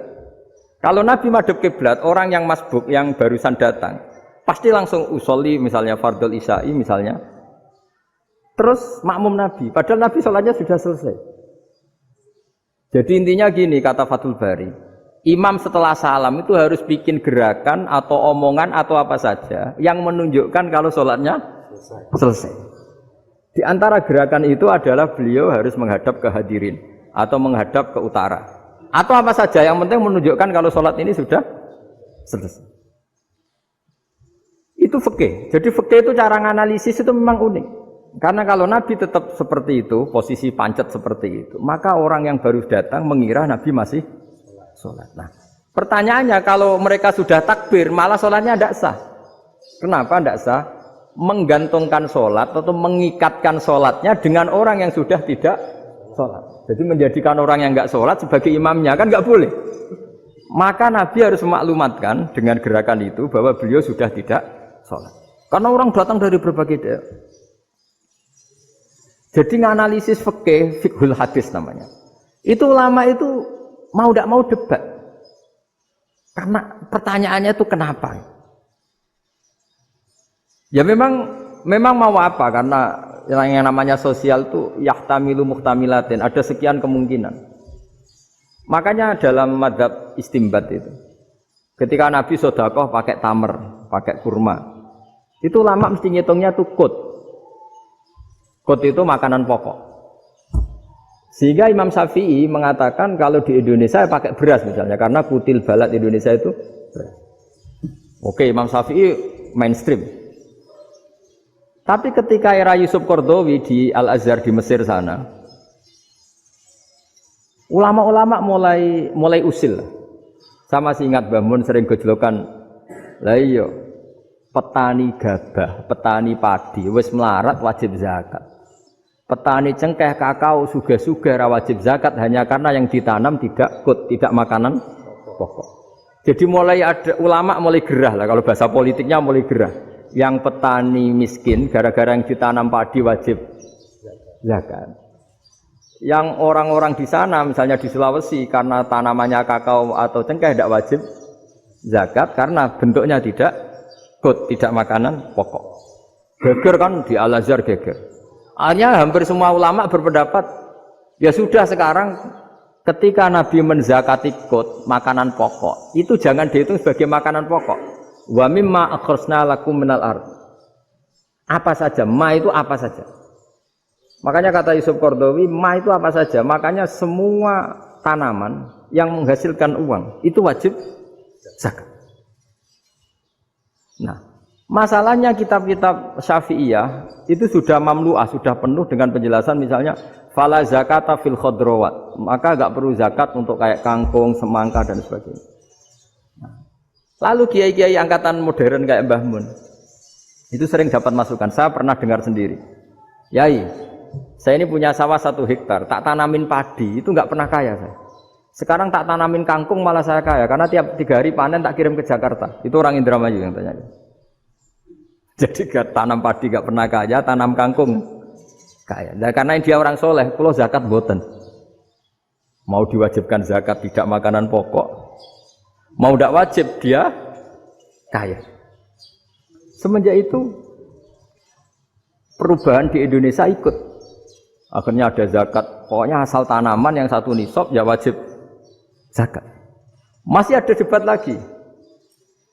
Ketika nanam ingin dipanen, itu dia petani apa pedagang? Karena nanti perdebatannya ikutnya zakat zuruk, zakat tanaman apa zakat pedagang. Kalau sampean nggak pernah debat berarti sebenarnya Anda tidak dosen Islam ini. Dosen tidak pernah diskusi fikih apa Islam. Karena saya berkali-kali punya tamu itu begini, Gus saya ini pedagang melon. Tapi dia penanam melon. Jadi pedagang yang agak ingin badi banyak itu caranya gini Pak Rektor. Saya misalnya pedagang melon. Daripada saya kulak di pasar atau dari petani sudah mahal. Nyewa tanah sekian hektar terus ditanami melon. Setelah berhasil ini dia zakatnya tanaman apa zakat pedagang?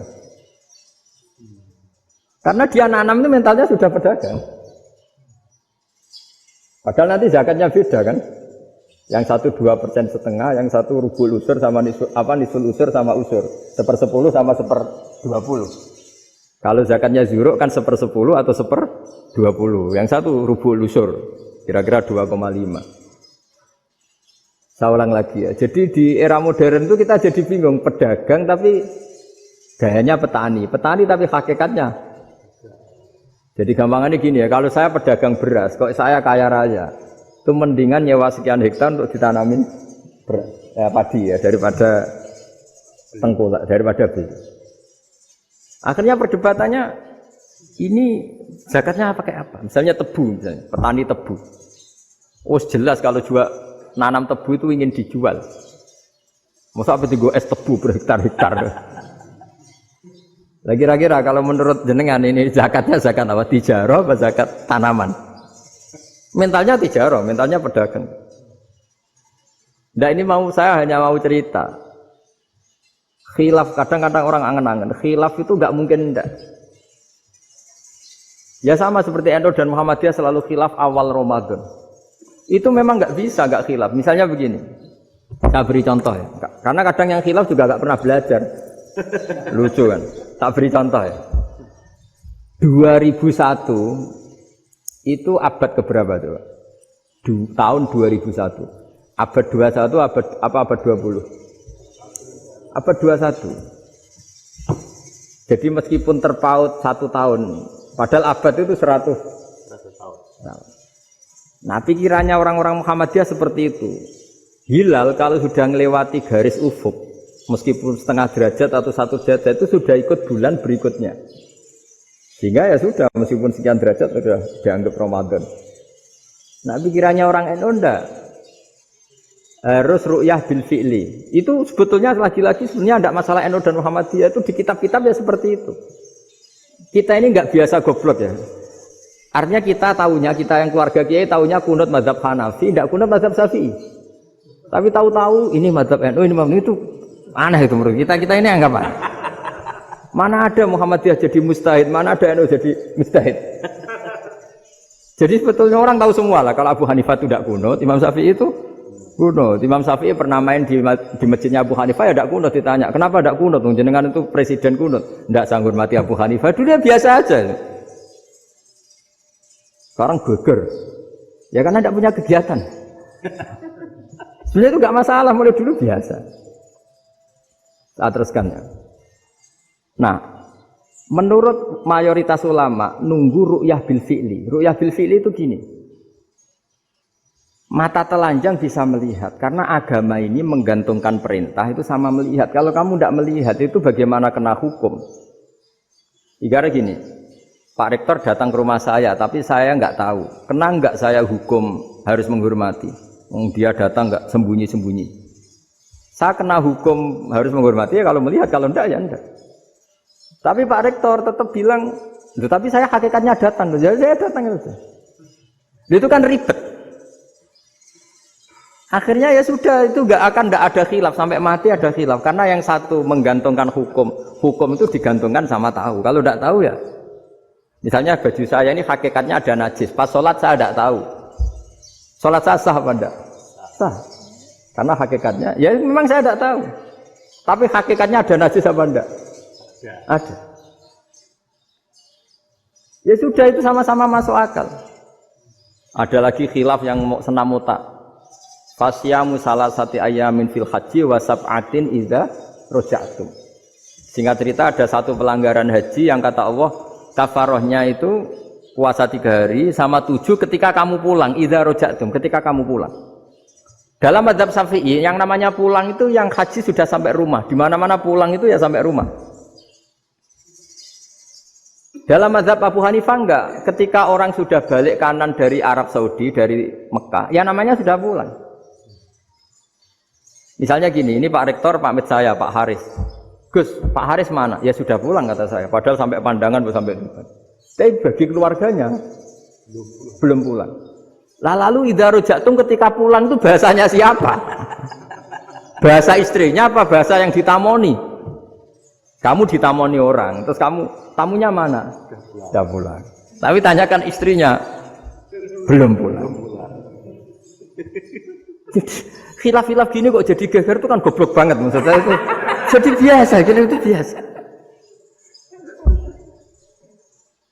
Jadi ya karena memang ini bukan masalah akidah, ini masalah furu'iyah, masalah fikih itu masalah furu'iyah. Mau tidak mau harus beda. Misalnya di sholat juga gitu. Wa ayu qu'udin qu'adal musolli sokat sholatu. Duduk dengan gaya apapun itu sholatnya sah. Jika sampean kalau haji atau umroh, orang Arab itu jenenge duduk ngenak-enak awak di kursi. Duduk sopan ya hanya orang Indonesia loh. Kalau sholat itu masih duduk ala orang tahiyat. Kalau sampean di Mekah, duduknya pakai apa coba? Kursi ya? Oh enak sholat duduk. Karena memang takbirnya di fikih dengan duduk gaya apa saja sah. Makanya sengenak awak duduk di kursi. Ribet kan? Mau tidak disahkan itu namanya duduk. Mau disahkan masa iya sowan Allah kok duduk santai-santai gitu. Tapi mau apa? Ini fikih. Ya saya ulang lagi ini fikih. Fikih itu ya sudah ini fikih. Makanya kalau ulama berdebat misalnya Abu Hanifah berpendapat sholat itu wajib baca Fatihah apa asal Quran. Dalam mainstreamnya ya Fatihah karena la sholata liman lam yaqra' bi Fatihatil kitab. Tapi cara Abu Hanifah enggak. Faqra'u ma tayassara minal Qur'an. Bacalah apa saja yang mudah bagi kamu. Asal itu Quran. Sementing gak gending Jawa, gak nyanyi lah. Ya sudah mau apa coba? Jadi ya susah memang kalau fikih itu ya sudah seperti itu. Ada lagi yang masih ekstrim misalnya. Yang namanya menyembelih hewan itu gimana coba? Dari hidup ke mati, apa pasti mati disembelih? Cara mazhab Imam Syafi'i yang namanya menyembelih itu penyembelian harus menjadi sebab kematian. Itu yang sah. Karena lagi penyembelian menjadi sebab kematian yang syar'i. Sehingga beliau mensyaratkan hewan yang disembelih ini masih punya hayatun mustaqirrah, punya kehidupan yang normal. Sehingga kalau nggak disembelih ya hidup. Jika kalau ada hewan ketabrak truk kejet-kejet, mesti mati nih buat sembelih. Itu nggak sah, karena nggak usah disembelih ya wes mati kan. Karena ini hanya nunggu koordinasi Israel kan, dia kejet-kejet itu kan prosedur itu. Tapi tidak disembelih pun mati. Tapi cara mazhab Malik enggak. Pokoknya anggere jek duwe nyawa jenenge kewan urip. Dengan kamu sembelih berarti matine mergo mbok sembelih. Meskipun nanti ya enggak usah disembelih ya mati. Coba hitung secara ilmu matematika. Kalau enggak disembelih hidupnya 5 menit. Gara-gara kamu sembelih hidupnya langsung mati. Terus dia matinya, cara di persidangan matinya disebabkan apa? Disebabkan disembelih apa kecelakaan? Loh, debat toh kamu. Sama-sama UMM aja debat.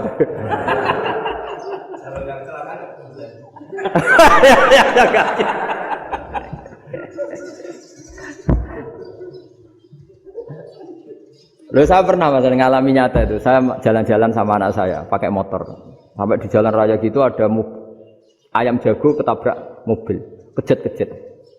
Orangnya tanya, Gus ini halal tau ora? Wis kanggo kon halal lah. Suatu saat dia nggak terima kan, tanya, kenapa Gus? Ya nak kiai ra pantes, masuk kewan mesti mati nek tak sembelih. Nak ra kiai pantes kan. Karena aku tahu kamu tuh gak kiai, mesti motifnya itu mergo jago, jajal cilik gak aku takokno. Ada kan ayam itu bayi kan gak ditanyakan. Kejet-kejet mati rak lah wong cilik wae. Tapi masalahnya ini kan jago. Eman itu. Tapi secara fikih pertanyaannya tadi, hewan yang sudah tidak punya hayatun mustaqirrah, dia hanya punya al-hayat al-ittiroriyah, dia punya harokah ittiroriyah, dia mati kejet-kejet, memang prosedur mati harus seperti itu. Mbok kecelakaan kayak apa, kalau mati kan kejet-kejet dulu. Nah ketika kejet-kejet ini pertanyaannya ini kan hidup apa mati namanya? Enggak, namanya hidup apa mati? Pas kejet-kejet itu. Hidup. Cara Imam Malik itu hidup. Ya sudah kalau hidup disembelih ya halal. Karena misalnya nanti kalau nggak disembelih matinya kan 2 menit lagi. Gara-gara disembelih mati sekarang. Tetap penyebab kematian itu nyembelih. Penyembelian ini sebab kematian. Tapi kalau Imam Syafi'i enggak, cara berpikir wes nemen, paling roh besok kaget langsung mati. Kalau gitu berarti kamu nyembelih barang mati. Jadi fikih itu kadang unik. Makanya ketika ngitung fikih itu unik ya. Orang keluar mani wajib apa? Mandi kan. Terus Imam Syafi'i ditanya, kenapa kalau orang kelahiran juga harus mandi? Namanya nifas. Fa innal walada waliyun munaqidun. Ya, anak ya mani yang menggumpal. Bedanya apa anak dengan mani itu? Jadi fikih itu kadang lucu. Di rumah-rumah tenan juga lucu. Keluar mani wajib mandi. Berarti kalau keluar anak ya wajib mandi karena hakikatnya anak adalah mani yang mengkristal. Susi ono sudah didusan macam-macam itu kan hakikatnya mani. Itu fikih. Nah terus ditanya, kenapa kalau lahir langsung mati tidak wajib disolati? Ya jawabannya Mas Syafi'i lucu. Di mana-mana sholat itu nyolati mayit. Yang namanya mayit itu pernah hidup terus mati. Kalau itu tidak mayit ya sudah. Jadi kadang, nah iya kan disebut sholat mayit. Yang namanya mayit itu apa? Pernah hidup. Pernah hidup. Nah ini kan tidak pernah hidup. Maka ya sudah seperti itu. Jadi nggak khilaf itu tidak mungkin. Nah kalau qit'atul lahmin, kalau hanya potongan daging, mungkin wah itu tidak manusia karena qit'atul lahmin. Sekarang pertanyaannya, kalau sudah berbentuk manusia, meskipun tidak pernah hidup, nah ini mulai perdebatan karena melihat tidak pernah hidup itu nggak memenuhi syarat. Tapi melihat ini sudah suratu adamiyin, bentuknya sudah. Nah kira-kira gitu perdebatan fikih. Makanya dulu awal mula zaman sahabat itu sudah debat. Masyhur kan Nabi ada kontingen ke Bani Quraidah. Ya kalau kira-kira saya minta Pak Rektor kamu jangan kalau ke Malang jangan sholat asar kecuali sampai Tuban. Sebelum Tuban ternyata matahari mau tenggelam. Terus Pak Rektor milih wah sudah sholat di Bulu. Padahal belum Tuban. Padahal saya bilang jangan sholat asar kecuali di Tuban. Yang Pak Haris enggak tetap sholat di Tuban meskipun matahari sudah tenggelam. Karena Nabi menyebut Tuban. Singkat cerita, zaman itu kan Bani Quraidah. La tusolliyanal asra illa fi Bani Quraidah. Kalian semua jangan sholat asar kecuali sampai Bani Quraidah. Ternyata di tengah perjalanan matahari sudah mau tenggelam, kira-kira kurang 2 menit atau 3 menit. Sahabat-sahabat sudahlah kita sholat asar di sini. Kalau sampai sana pasti sudah tenggelam, separuh sholat. Yang separuh enggak, kata Nabi harus di Bani Quraidah. Ya sudah nunggu di Bani Quraidah meskipun matahari sudah tenggelam. Sehingga kita 2 kelompok ini matur, ya Rasulullah kita ngalami ini perdebatan gini-gini. Di semua riwayat, di hadis-hadis sahih disebut falam yu'annif wahidan minhuma. Nabi tidak menyalahkan salah satunya atau enggak menyalahkan dua-duanya. Itu bahasa Indonesia juga ribet, yang benar gimana itu?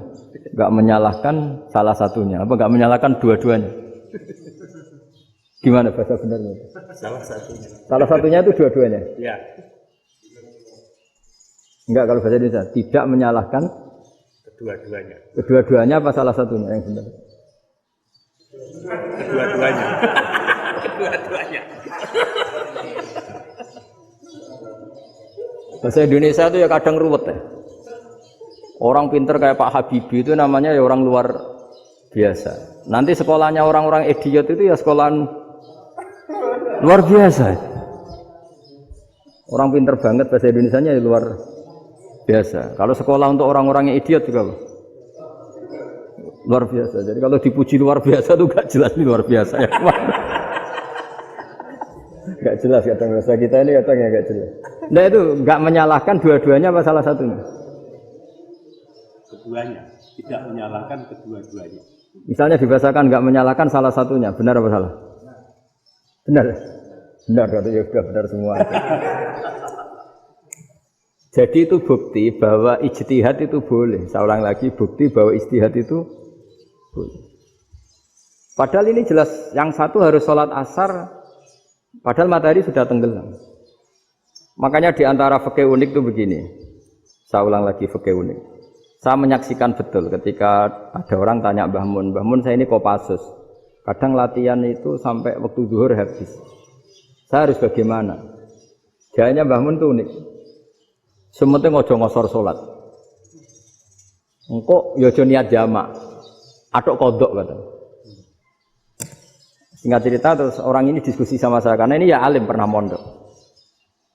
Kenapa qashar tidak boleh? Karena qashar itu ekstrim, merubah bentuk sholat dari 4 menjadi 2. Maka alasannya harus jelas. Harus jelas itu orang yang latihan di Kopassus itu kan dia sudah berasrama di situ. Berarti dia sudah tidak musafir karena asramanya di situ, sudah mukim. Kalau dia qashar itu merubah bentuk sholat dari 4 menjadi 2. Merubah itu ekstrim. Tapi kalau dia qadha itu hanya mengakhirkan sholat dari waktunya. Kira-kira kalau kamu jadi malaikat ekstrim mana? Merubah sama menunda? Ekstrim merubah kan? Karena 4 menjadi 2. Terus ojo jamak takdim, tapi jamak takhir. Itu juga penting. Bagi pengkaji fikih itu penting. Kalau jamak takhir itu salah-salah sidik ora pati popo. Kenapa? Kan mirip duhur qadha. Kalau jamak takhir kan. Tapi kalau jamak takdim asar kok di waktu duhur, ekstrim mana? Perubahan takhir sama takdim itu ekstrim mana? Ekstrim takdim karena melakukan sesuatu belum waktunya. Belum waktunya. Jadi itu memang ya memang tadi kajian-kajian fikih itu memang unik. Karena bagi ahlinya, saya ulang lagi, tapi ini saya ulang lagi bagi ahlinya. Makanya ketika Nabi menjamak sholat ketika nusuk, ketika haji itu kata Imam Syafi'i lis safar, karena Nabi pergi jauh karena rumahnya Medina. Tapi resikonya fatwa itu adalah orang Mekah nggak boleh jamak karena kawasannya nggak sampai 90 kilo lah kalau sekarang mungkin. Tapi kalau tahu Imam Malik nggak, jalin nusuk sehingga orang Mekah pun yang haji ya boleh jamak, karena alasan jamaknya karena nusuk, karena haji, bukan karena jarak. Terus diteruskan lagi. Kalau karena pergi boleh jamak, memangnya pergi itu kenapa? Karena repot. Nah itu masalah kan, masakoh. Nah, terus mulai ada orang-orang yang ngawur kan, resepsi jamak, ribet. Wes resepsi duit utangan kan capek. Wah itu sudah jamak. Ribet kan. Jadi kalau sudah illatul hukmi itu sudah mesti bikin masalah. Kalau sudah illatul hukmi itu pasti bikin masalah. Nah, pertanyaannya jamak itu masih gampang karena bentuknya sholat masih 4. Yang ekstrim kalau qashar karena bentuk sholat 4 menjadi 2. Maka kata Mbah Mun pesennya nak kue ra mesti benere jika alasan itu tidak mesti benarnya. Pokoknya sementing tidak qashar katanya. Juga tidak jamak takdim karena qashar ini kan merubah bentuk sholat kan ekstrim.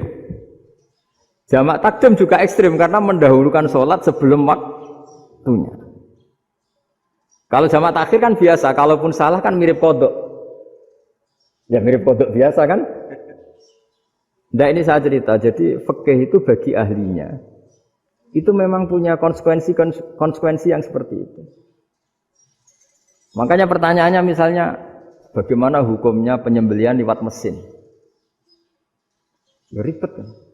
Bagaimana nyembelih dari apa ini? Belakang. Saya baca di kitab-kitab nyembelih dari belakang itu ya hukumnya tetap boleh asal apa itu hulkum dan mari itu terpotong. Tapi pertanyaannya, jangan-jangan ayamnya sudah kaget dulu karena uratnya ini. Makanya perlu ditanya ahli medis, setelah uratnya tercabut ini jangan-jangan sudah berstatus mati.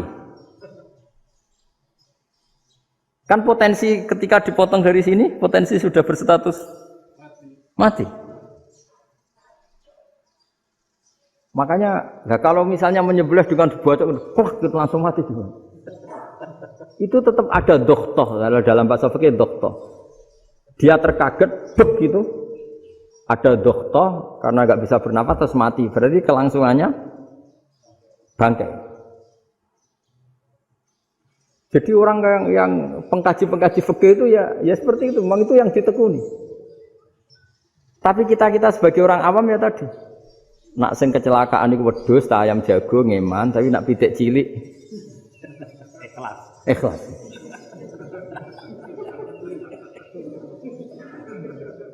Makanya ada pertanyaan orang-orang, saya pernah ditanya itu ya bingung tenan. Gus, kalau ada orang mati oplosan misalnya, jenengan datang sholat enggak? Ya datang sholat kan, dia orang mukmin, saya tetap sholat. Kenapa itu? Ya kan matinya oplosan. Tapi andaikan tokoh yang mati, kamu sholat enggak? Ya sholat kan dia tokoh. Jadi ribet. Fikih itu ribet. Makanya Imam Nawawi nanti ngendikan gini. Ada orang ngundang Nabi, ya Rasulullah, saya mohon nyolati ini. Nabi tanya, punya utang enggak? Punya. Nabi, saya enggak mau nyolati mayit yang punya utang. Terus ada sahabat datang, ya Rasulullah, utang itu tak ambil alih kami. Berarti dia sudah tidak punya utang. Terus Nabi kerso nyolati. Pertanyaannya, utang itu hal yang boleh. Saya ulangi, utang itu hal yang boleh. Tapi kenapa Nabi se-ekstrim itu? Tapi ketika Nabi mau kondur itu ngendikan gini, ini PR ya bagi UMM ini, PR ya. Nabi sebelum kondur bilang gini, sallu ala sahibikum. Jong saya tidak nyolati ini, tapi tolong ini disolati. Terus kata Imam Nawawi, dianalogikan atau dikiaskan siapapun pelaku dosa besar atau mati dalam keadaan tidak benar, misalnya pas dugem mati, pas oplosan mati, itu sebaiknya tokoh-tokoh itu enggak nyolati karena nanti dianggap penghormatan. Misalnya ketua PP Muhammadiyah rektor nyolati wong mati oplosan kan keren. Mati oplosan disolati rektor. Ya sudah, tapi kalau nggak disolati nanti ada tradisi yang keliru, yaitu janazatul muslim tidak ngalami disolati. Padahal siapapun yang muslim, janazahnya harus disolati. Makanya setengah-tengah, ya rasa rektor lah, satpam, pokoknya kudu tetap ada yang sholat gitu. Itu kata Imam Nawawi. Jadi ketika ada orang mati nggak benar, itu sebaiknya tokoh-tokohnya nggak ikut nyolati, tapi awamun nas, orang kebanyakan ikut sholat. Jadi fikih itu agak jadi karena tadi ketika tokoh ini nyolati, pertanyaannya bedanya apa mbek sing mati ning masjid mbek mati oplosan? Karena sama-sama semua orang nyolati, kan tidak ada sanksi sosial itu. Tapi ketika enggak disolatkan sama sekali, wah lebih parah lagi. Ini ada janazatul muslim tidak disolati. Sehingga kata Imam Nawawi, ini hebatnya Nabi tengah-tengah. Jadi Nabi kundur, dong saya tidak nyolati, tapi sallu ala sahibikum. Ya tapi ini kamu harus nyolati. Kata Imam Nawawi, orang yang mati bunuh diri, orang yang mati oplosan, orang mati secara enggak benar itu asal dia muslim tetap wajib disolati karena sholat ini hakul muslim. Kan seorang muslim diantara haknya apa? Ketika mati dikafani, dimandikan, disolat. Tapi ini masalahnya matinya pas murtakibul kabiroh, pas melakukan dosa besar. Dan itu sebab kematiannya. Kalau dia oplosan, kan sebab matinya ya karena oplosan. Ya kan terus ribet. Mau disolati oleh, apalagi misalnya kita ketua ulama, udah terkenal wali, wah keren, mati oplosan tapi disolati wali, kan ribet kan. Nanti yang repot malaikatnya. Itu ya, ini yang nggak kata bahaya. Saya pernah baca kitab itu yang repot malaikatnya. Itu ada yang bilang gini, orang yang punya hutang itu pasti nanti hisabnya berat, diaudit malaikat sampai bisa nyaur hutangnya. Sementara malaikat kena konstitusi, kalau Nabi mendoakan harus mustajab. Ini kan ada dua hukum yang berlawanan. Sekali Nabi berdoa, wa maghfir lahu warhamhu, itu harus dituruti malaikat. Nggak boleh doanya Nabi nggak dituruti malaikat.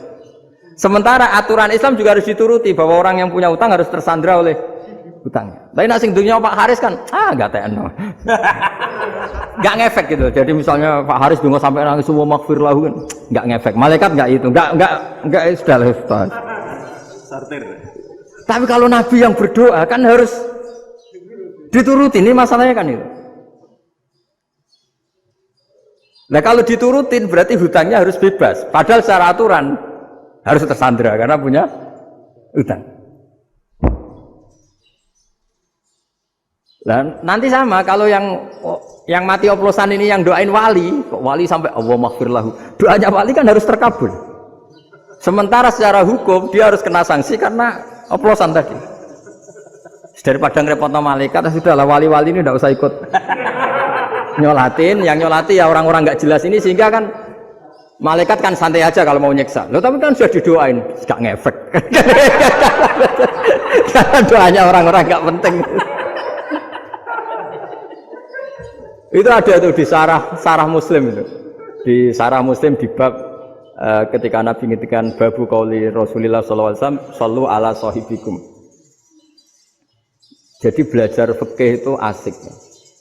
Karena tadi harus dipelajari. Kalau enggak, ilmu ini hilang. Terus nanti takutnya lagi ilmu fikih itu direduksi sosial. Misalnya gini, pepe wong cilik wae kiai-kiai ra gelem nyolati. Orang melihatnya ini karena yang oplosan wong cilik om larat ra disolati.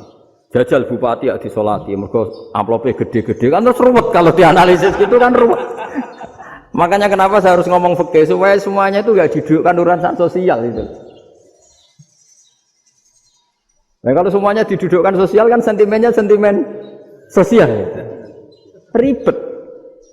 Padahal yang sering mati oplosan itu kan ngomong cilik gitu loh, karena tadi kalau wong sugih kan pakai whisky yang mahal yang insya Allah tidak mati kan gitu. Nah, yang mati kan yo mergo Bertos macam-macam itu kan. Artinya ini kalau nggak diterangkan secara fikih, kiai-kiai yang nggak datang dikira masalah sosial kan. PP salam tempel era gede terus enggak datang kan terus jadi ribet. Ya makanya ini lewat pengajian ini supaya sampean lebih tahu ya bahwa khazanah Islam ini kata beberapa ulama kafatal linnas, maknanya semuanya, sehingga Allah akan mentakdirkan kajian Islam akan ada di seluruh dunia. Jadi kenapa IAIN marak di Indonesia, UMM, Universitas NU banyak? Karena agama ini kafatal linnas, tidak miliknya orang Arab tapi milik semua. Orang alimnya juga gitu. Ketika ada liga alim seluruh dunia, itu orang Indonesia, orang Afrika, ya selalu ada orang alim yang kelas dunia. Seperti dulu ada Imam Bukhari, itu as-sakhul kutub ba'da kitabillah. Kitab terbaik setelah Quran itu Bukhari. Padahal dikarang oleh orang Uzbek. Kata siapa? Islam As-Sobyan, ada orang Arab ngakui kalau kitab paling sahih itu Bukhari. Mekah Madinah pun ngakui kalau kitab paling sahih Bukhari. Padahal pengarangnya ada orang Arab. Orang mana? Uzbek. Imam Ghazali yang diakui seluruh dunia itu Atos itu ikut Persia, juga bukan orang Arab, Sibawah ya orang Persia. Nah, ini yang belum ada orang Malang ini, tinggal PR ini. Ya nyusul ya.